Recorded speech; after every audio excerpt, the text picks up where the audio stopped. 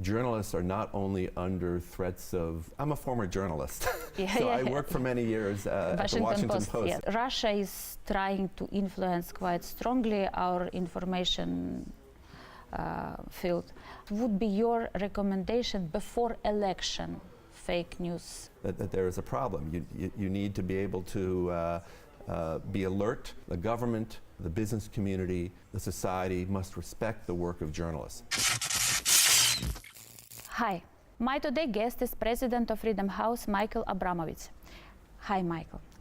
He is a member of the Council of Foreign Relations and a former fellow of German Marshall Fund and Hoover Institution, and also a board member of the National Security Archive. There is a big question how, from one point of view, to keep freedom of speech, and from another point of view, to stand against fake news and disinformation. What is your opinion about that? Well, this is a huge issue and a huge problem for the world, not just in your country, but all over the world, including the United States, Western Europe, all over the world. And the issue is really, can you keep free speech in an era in which many different entities, governments and non-government entities, can produce what is false narratives, false news. And so our position at Freedom House is that you can do it while respecting freedom of speech, freedom of the press, freedom of the independent media. I would say that there are two phenomenons that we're quite concerned about, maybe more, but just two that I would highlight for you today. One is that you have many governments, including the government of the United States, including the government of Russia, that describe as fake news what is really authentic news, but it's news they don't like.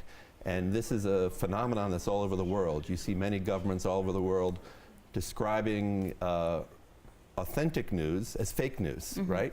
And so this is a problem. And what it does is it undermines the credibility of the news media, and it makes sort of a post-truth situation. The other issue is that there is actually real fake news. There are groups that are trying to produce false narratives about, what happened, like when Russian troops were in Ukraine and saying, no, there were no Russian troops in Ukraine. That is actual fake news, and that's also a problem. So you have two problems. You have governments trying to denigrate and sort of undermine the legitimacy of real reporters, and then you have actual fake news that's being perpetrated by different entities. It's a complicated thing to try to balance. So, in this case, we have a question to you. Which country or which governments of the world are working against fake news in a right manner, in a right way, keeping the freedom of speech and at the same time beating fake news? Who they are? Well, I would honestly say this is a problem for many different countries, and there are many different countries that do. It's a challenge for many different countries. I wouldn't say that one country has like a monopoly on handling this well. It's a new phenomenon. If you think about how rapidly the world is turning, only 5 or 6 years ago, we thought that the internet would be a liberating technology, right? That people in Tahrir Square or the Maidan, they were coming to protest governments based on the information that they gathered from the social media. Today, social media can be a platform for false news. So I think the world is changing rapidly. I don't think that one country has a monopoly on this. I think the important thing is that you have to uphold the values of freedom of the press. The answer to fake news is not to censor news, it's not to throw journalists in jail, it's not to pass restrictive media laws. The answer is media literacy, teaching students and teaching others how to recognize propaganda, how to recognize false news. It's for journalists to do their jobs without fear. It's for governments to protect freedom of speech in a vigorous way and not to crack down on fake news. So many different countries are doing some interesting experiments. In my country, civil society is working now very closely with certain tech companies to try to help identify real fake news. There are things like fact checkers that have been hired by newspapers who try to identify what is really false and what is inaccurate. So there are many different countries that are trying different experiments. One country that we've highlighted in our reports that does a good job in general in terms of freedom of the net, freedom of the press, is Estonia. Another country that has had a lot of pressure from the Russian government. But in Estonia, they respect freedom of the press, they respect the freedom of expression, and they are making efforts to help students and others recognize what is false news and what is real. But they're not restricting the right to speech. You mean that Estonia is beating well against fake news and keeping freedom of speech. In your country, they're working very well with platforms. But what's going on in Western Europe? In France, they tried to create and pass the law against fake news, but it didn't went through Senate. So what do you think what's going on overall in Western Ukraine about fake news? In Western Europe or Western Europe, sorry. I think this is a problem for the whole world, including my country. So I'm not trying to say that any one country has all the answers, but I think what's important is that countries must respect freedom of the press and the independence of media. The answer is not in censorship. The answer is not in passing restrictive laws. So what I think you find in many different countries, in Western Europe and in the United States and in your country, are efforts to teach students, for instance, how to recognize propaganda, to tell the difference between what is fact-based journalism, in which all sides get a chance to comment, and the difference between that and between propaganda. And teaching students the difference between these types of content is very important. I don't think any single country has an answer to that. I'm not sure the French do, I'm not sure the United States does. But at least in the United States, we do have a strong tradition of freedom of the press, and we have a First Amendment that protects the right of journalists to practice their craft. So we think that protecting that right of journalists to say what they want, to report what they want, is vital to the future. You can't restrict journalists' rights and expect to have a good outcome. Actually, about Ukraine, back to Ukraine. The situation with decreasing level of freedom of speech and freedom of expression started in 2016 from bullying of journalists because of Mirotvorets side, after killing of Sheremetyevo actually. And what did your organization, what did you personally, your organization personally does in order to protect journalists from that time? Well, our organization does a number of things in terms of media. The first thing that we do is we publish every year this survey, which assesses the level of freedom in every country in the world, including freedom in the United States. And we've been critical of things in the United States as well. But we look at the state of freedom. We look at issues like freedom of the press, freedom of expression, freedom of association, rule of law, the holding of free and fair elections. So we analyze a range of different factors that go into freedom. So it's not just the media, but although that's a big part of it.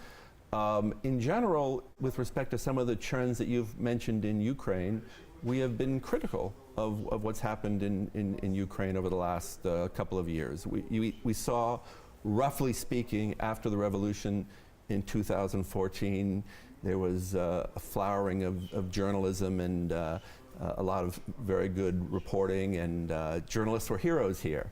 And you've seen in the last couple of years, I think, some diminution of press freedom. And you mentioned that they've failed to find the perpetrators for the killing of the prominent journalist here 2 years ago. And there have been efforts to pass laws to restrict the rights of journalists. So we're very concerned about what's happening in Ukraine, but we're very concerned about what's happening around the world.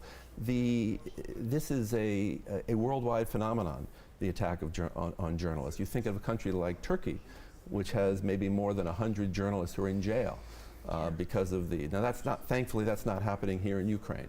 So there are different levels, but what we see is as you have governments trying to maintain power, they are going after journalists as a way of kind of really restricting criticism of and authentic and real reporting about what they are doing. But we've raised concerns in our reports about the level of press freedom in Ukraine specifically. On one of the panel where I was also participating, your representative in Ukraine, Matthew Schaff, mentioned that there is some themes in media which journalists in Ukraine are trying not to cover, not to touch. Which are these themes, if you know the answer? I think that one of the big issues in Ukraine, as it is in other countries, is official corruption and unofficial corruption. That is can be a dangerous topic for journalists to cover. You've seen that around the world where journalists have been killed because of pursuing stories about corruption. So I think that's an issue that I think it's hard for sometimes journalists to cover that aggressively. There's some very brave journalists who have covered it aggressively, including here in this country. But I think that would be an example of a subject that might be hard for some journalists to touch. I'm absolutely agree with you. It's true that mostly journalists who are covering question of corruption or some investigation against big building companies or big companies who are breaking rules about ecology or corruption, politicians or corruption government workers, those journalists are usually coming to our index of physical attacks. We have 90 cases of last year and 53 cases of first 8 months of this year. And what should we do with it? The information that you just put up on your screen is of great concern, because what you're pointing out is that journalists are not only under threats of intimidation or criticism. Journalists should be used to being criticized. That's part of things. But being subject to physical risk is unacceptable. And this is, again, it's a problem not just in Ukraine, but it's all over the world in many different countries where journalists are under physical threat for just doing their jobs, and that's wrong. I think the key thing is that these cases should be investigated, right? Yeah. That if there is, if a journalist is attacked, if a journalist is killed, then the public authorities need to be able to investigate this properly and identify the culprits. We need that to deter future attacks on journalists. So I would say the major thing is getting rid of a culture of impunity where people can feel it's open season on journalists. The government, the business community, the society must respect the work of journalists. It doesn't mean they have to agree with everything that a journalist might say. In a society, in a free society, there will be debate, there'll be criticism. Journalists can take criticism, but there should not be physical attacks on journalism, and there needs to be, the government needs to really investigate these cases to get to the bottom of it. Згодна з вами. До речі, якщо ми зможемо, зараз ми спробуємо проконтактувати з представником і спікером Міністерства внутрішніх справ, до якого наша група, яка робить індекс фізичних атак на журналістів, звернулася з запитом відносно розслідувань цих атак. Якщо він візьме трубку, ми його почуємо і він дасть нам відповіді на питання. Алло, Артем? Да, доброго дня. Artem, we're now in studio with Michael Abramowitz. І ми з ним говоримо We're talking про about crimes against journalists and how those cases are investigated. Please tell us about those cases, how investigations are going on. Відповіді на той We запит, який sent вам you надіслала earlier наша some inquiries, so we would like яка робить to індекс know фізичних атак на журналістів. when we would get the answers, the full answers. Ну, коли ці відповіді надасть безпосередній орган розслідування, You would have it when the investigators from national police will have the information to share. Тому що саме вони акумулюють і Police accumulates all the information, ведуть, відстежують, обробляють і надають нам як and when it's ready, they could share facts to us. Скажи, будь ласка, зараз я запитаю від себе, потім я від мого гостя задам питання. Tell us why the answers we had got from 5 regional organizations were not full enough. Були неповні And not all cases were included. For example, case of journalist Tkach from Radio Liberty. That case was not mentioned in the answers from Kyiv and Kyiv Region Department of Police, but it's a really well-known case. What case regarding Mr. Tkach do you mean? There were two of them, one that took place during the wedding party of General Prosecutor, and the second one was near the airport Julani when the Mr. Medvedchuk arrived to Ukraine. As far as I know, after the accident in the airport, the police of Kyiv region had launched the investigation. There was one suspect in that case, but I'm not ready to say much regarding the case with the wedding party, but I presume the investigation was held by prosecutor's office because the suspects were the public officials or the officers.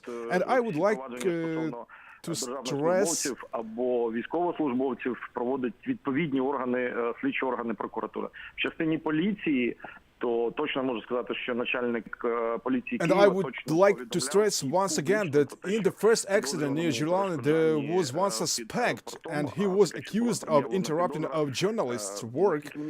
It was reported earlier and I suppose the case was even passed to the court. But I have to find out some details to provide you with some more information. Well, yesterday I resent you the answers from your investigators, and you would see in my letter that there was no answers regarding the Tkach case. Dear Tetiana, I'm not responsible for that. I'm not a person who forms those answers. It's investigation departments who are to answer your questions, and you should know that there are some information restrictions while the case is under investigation, so I cannot have much details.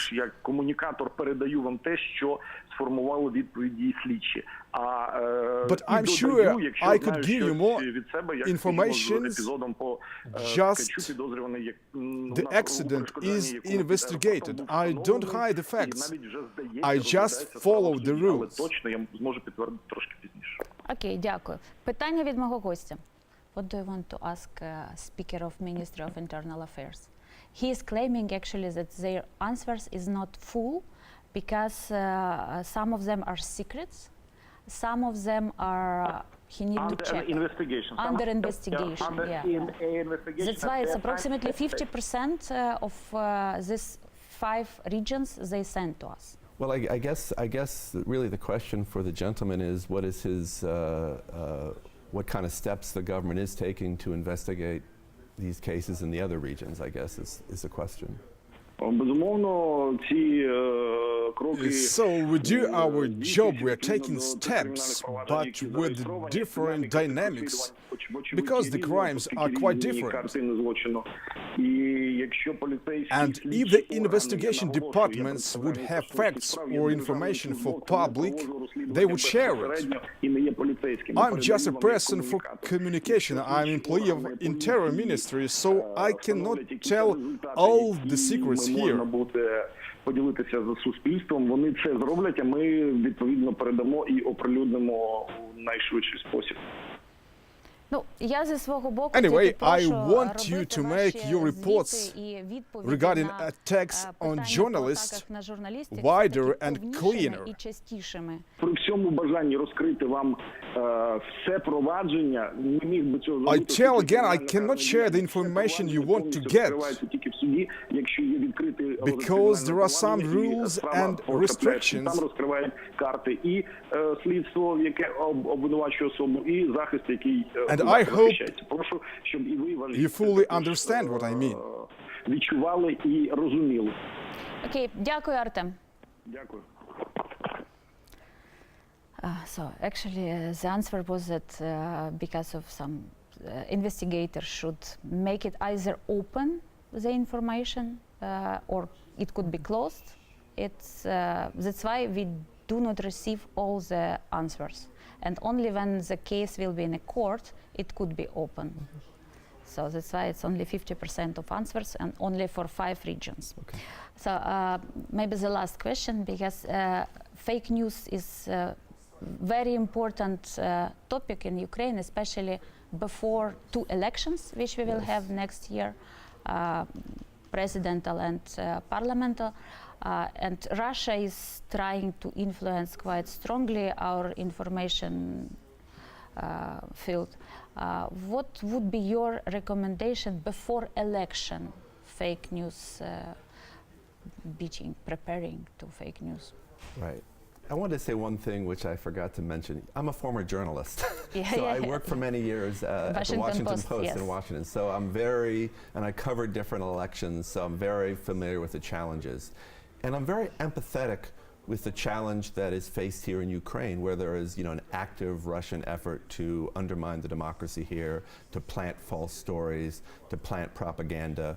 It's a big challenge. And by the way, it's a challenge that we know now with hindsight that we faced in my own country in the 2016 election, where there were active efforts, by the Russian surrogates to plant false information, to interfere with that election.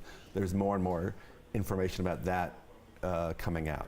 I think the first thing that I would say is that we have to recognize that there is a problem. And I think, you here in Ukraine, recognize that there is a problem. You need to be able to be alert to propaganda. You need to be able to call it out when you see it, and you need to be able to train and condition the public to be aware that some of the news that they're receiving, may not be accurate.